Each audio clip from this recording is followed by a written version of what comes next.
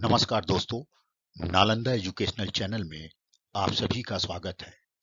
दोस्तों, आज की इस वीडियो में हम आपके लिए कुछ अलग तरह के बहुत ही महत्वपूर्ण प्रश्न लेकर आए हैं, जिनके आगामी प्रतियोगी परीक्षाओं में आने के काफी अच्छे आसार हैं। कृपया इस वीडियो को पूरा देखें और अच्छे से नोट्स बनाएं। हमारा पूरा प्रयास रहेगा कि आप इससे ज्यादा से ज्यादा लाभ अर्जित कर सकें। तो शुरू करते हैं।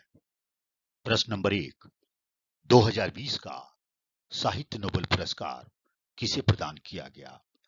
तो इसका ऑप्शनल है लुइस गलुकी, इमैनुअल चार्पेंटियर, जेनिफर ए डॉडना, रोजर पेनरोज। तो इनमें से जो सही उत्तर है वह है लुइस गलुकी, कवित्री, अमेरिका। जबकि इमैनुअल चार्पेंटियर तथा जेनिफर ए डोडना को, यानी दो महिला वैज्ञानिकों को जीनोम एडिटिंग का तरीका खोजने हेतु 2020 का रसायन विज्ञान का नोबेल पुरस्कार मिला। कैंसर एवं अनुवांशिक रोगों के उपचार हेतु। वहीं दूसरी तरफ Roger Penrose Britain, Andrea Ghez America, Reinhard Genzel Germany को 2020 का भौतिकी नोबेल पुरस्कार प्रदान किया गया। पेनरोज को आइंस्टीन की रिलेटिविटी थ्योरी के मैथमेटिकल थ्योरी तैयार करने हेतु तथा गैंजेल और गेस को ब्लैक होल के बारे में नई खोज हेतु। अगला प्रश्न है, भारत अमेरिका और इजराइल के साथ मिलकर निम्न में किस तकनीक पर कार्य कर रहा है? तो इसका ऑप्शनल है 4G, 5G, 6G, 3G। तो इसका सही उत्तर है 5G। अगला प्रश्न है, दुनिया का पहला क्वांटम कंप्यूटर बनाने वाला देश निम्न में कौन सा है? ऑप्शनल है अमेरिका, इजराइल, चीन, रूस।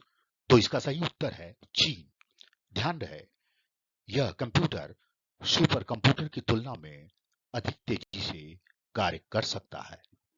अगला प्रश्न है, चिकित्सा के क्षेत्र में 2020 का नोबेल पुरस्कार निम्न में किस हेतु प्रदान किया गया? तो ऑप्शनल है कोशिका के ऑक्सीजन ग्रहण पर किए गए खोज हेतु, हेपेटाइटिस सी वायरस की खोज हेतु, हेपेटाइटिस बी वायरस की खोज हेतु, हेपेटाइटिस ए वायरस की खोज हेतु। तो इसका सही उत्तर है हेपेटाइटिस सी वायरस की खोज हेतु। ध्यान रहे, हेपेटाइटिस सी वायरस की खोज। Harvey J Alter, Charles M Rice America व माइकल ह्यूटन ब्रिटेन को संयुक्त रूप से यह पुरस्कार प्रदान किया गया है। अगला प्रश्न है, नीलामी के सिद्धांत और नए नीलामी प्रारूपों के आविष्कारों में सुधार हेतु निम्न में किसे 2020 का अर्थशास्त्र का नोबेल पुरस्कार प्रदान किया? तो इसका सही उत्तर है पॉल पिलग्रोम व रॉबर्ट वी विल्सन अमेरिका। कुछ प्रमुख तथ्य। नोबेल पुरस्कार वितरण 1901 से प्रारंभ किया गया था, जिसके तहत यह 5 क्षेत्रों में दिया जाता था। अर्थशास्त्र में नोबेल पुरस्कार की शुरुआत 1969 में हुई थी। 10 दिसंबर को अल्फ्रेड बर्नार्ड नोबेल, जिन्हें डायनामाइट का आविष्कारक भी कहा जाता है, उनकी पुण्यतिथि को नोबेल पुरस्कार वितरित किया जाता है। इस पुरस्कार की राशि 90 लाख स्वीडिश क्रोनर है। सर्वाधिक नोबेल पुरस्कार अमेरिका को प्राप्त हुआ है। उसके बाद दूसरे नंबर पर जर्मनी तथा तीसरा स्थान ब्रिटेन का है। सबसे उम्रदार विजेता जॉन वी गुडेनफ 97 वर्ष, जिन्हें रसायन का नोबेल पुरस्कार 1922 में प्रदान किया गया था। सबसे युवा विजेता मलाला यूसुफजई 17 वर्ष को 2014 में शांति का नोबेल पुरस्कार दिया गया था। ध्यान रहे 1974 में यह नियम बना दिया गया था कि मरणोपरांत किसी को नोबेल पुरस्कार नहीं दिया जाएगा। अगला प्रश्न है 32वें टोक्यो ओलंपिक में वेटलिफ्टिंग में मीराबाई चानू ने महिलाओं की कितने किलोग्राम वर्ग में सिल्वर मेडल प्राप्त किया? तो ऑप्शनल है 56 किलोग्राम, 49 किलोग्राम, 48 किलोग्राम, 52 किलोग्राम। तो इसका सही उत्तर है 49 किलोग्राम। मीराबाई चानू वेटलिफ्टिंग में रजत पदक जीतने वाली पहली भारतीय खिलाड़ी बन गई हैं। अगला प्रश्न है जम्मू कश्मीर केंद्र शासित क्षेत्र हेतु किसकी अध्यक्षता में परिसीमन आयोग गठित किया गया? तो इसका सही उत्तर है न्यायमूर्ति रंजना प्रकाश देसाई। अगला प्रश्न है भारत में निर्मित पहला स्वदेशी विमान वाहक पोत का क्या नाम है? तो इसका ऑप्शनल है INS Vikrant, INS Vikramaditya, INS चक्र, आईएनएस साल्की। तो इसका सही उत्तर है आईएनएस विक्रांत। कुछ प्रमुख तथ्य। आईएनएस विक्रांत, जिसे आईएसी 1 के तौर पर जाना जाता है, इस विमान वाहक पोत का निर्माण कोचिन शिपयार्ड, कोच्चि, केरल में बनाया जा रहा है।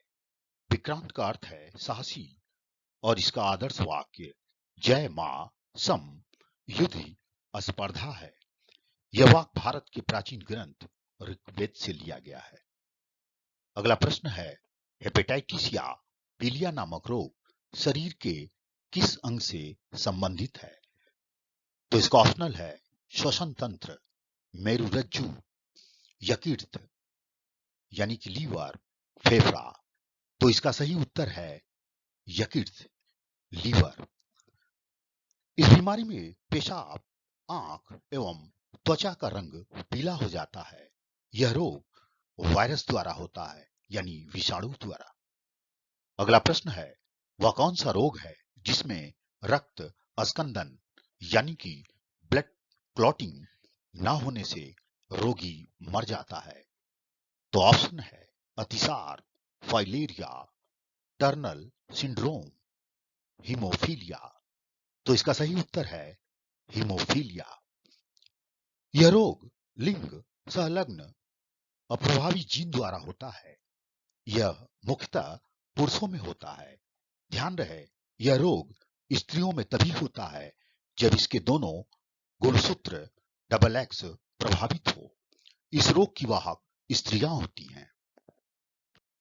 अगला प्रश्न है यदि मनुष्य के शरीर के किसी भी अंग में कोशिका वृद्धि अनियंत्रित अथवा अनियमित हो तो इसे निम्न में क्या कहा जाता है? तो इसका ऑप्शन है कैंसर, टीबी, डिप्लोपिया, एड्स। तो इसका सही उत्तर है कैंसर। कुछ प्रमुख तथ्य। इस अनियमित कोशिकाओं के गुच्छे को कैंसर कहते हैं। रेडियो सक्रिय स्ट्रोंसियम 90 के कारण अस्थि कैंसर हो जाता है। कैंसर 4 प्रकार के होते हैं। कार्सिनोमास, जिसकी उत्पत्ति उपकला ऊतकों से होती है। सार्कोमास, संयोजी ऊतकों, अस्थियों, उपास्थियों एवं पेशियों में होता है। ल्यूकीमियास, ल्यूकोमाइट्स में असामान्य वृद्धि के कारण होता है। लिम्फोमास लसिका गांठों एवं प्लीहा में होता है। अगला प्रश्न है वर्णांधता यानी कलर ब्लाइंडनेस में रोगी को कौन सा रंग पहचानने की क्षमता नहीं होती है? तो इसका ऑप्शन है लाल एवं हरा, पीला एवं सफेद, नीला एवं काला, बैगनी एवं नीला। तो इसका सही उत्तर है लाल एवं हरा। इस रोग से मुख्य रूप से पुरुष प्रभावित होता है। स्त्रियों में यह तभी होता है जब इसके दोनों गुणसूत्र डबल एक्स प्रभावित हो। इस रोग की वाहक स्त्रियां होती हैं। अगला प्रश्न है वह कौन सा खगोलशास्त्री था जिसने यह कहा था कि पृथ्वी ब्रह्मांड के केंद्र में स्थित है? तो इसका ऑप्शन है केपलर, क्लॉडियस, टॉलेमी, कोपरनिकस, हर्सेल। तो इसका सही उत्तर है क्लॉडियस टॉलेमी। 1543 में कोपरनिकस ने यह कहा कि सूर्य ब्रह्मांड का केंद्र है। केपलर ने यह बताया कि सूर्य सौरमंडल का केंद्र है। भारत का भूगोल टॉलमी ने लिखा है, जो ग्रीक भूगोलवेत्ता था। सौरमंडल की खोज कोपरनिकस ने की थी, जो पोलैंड का रहने वाला था। अगला प्रश्न है, टर्नल सिंड्रोम नामक रोग से ग्रसित स्त्रियों में गुणसूत्रों की संख्या कितनी होती है? तो इसका ऑप्शन है 47, 44, 45, 46। तो इसका सही उत्तर है 45। कुछ प्रमुख तथ्य। यह रोग एक्स गुणसूत्र की कमी से होता है। इसमें शरीर अल्प विकसित, कद छोटा तथा वक्ष चपटा होता है। जननांग प्रायः अविकसित होता है, जिससे वे बांझ हो जाती हैं। अगला प्रश्न है, वह कौन सा कारण है जिससे बड़े तारे विस्फोट के पश्चात काफी संकुचित एवं सघन हो जाते हैं? तो इसका सही उत्तर है अत्यधिक गुरुत्वाकर्षण के कारण। कुछ प्रमुख तथ्य। इनका घनत्व अत्यधिक 10 टू द पावर 16 ग्राम प्रति सीसी होता है। अत्यधिक सघनता के कारण कोई भी पदार्थ, यहां तक कि सूर्य का प्रकाश भी इनके गुरुत्वाकर्षण से नहीं बच पाता तथा अंधक्षेत्र हो जाता है। यही कारण है कि इसे कृष्ण छिद्र या ब्लैक होल कहा जाता है। अगला प्रश्न है, तारे अपनी ऊर्जा किससे प्राप्त करते हैं? तो इसका सही उत्तर है नाभिकीय संलयन और गुरुत्वीय संकुचन से। कुछ प्रमुख तथ्य। आकाश में उपस्थित बादलों एवं धूलकणों द्वारा तारों का निर्माण होता है। इनमें हाइड्रोजन एवं हीलियम की प्रधानता होती है।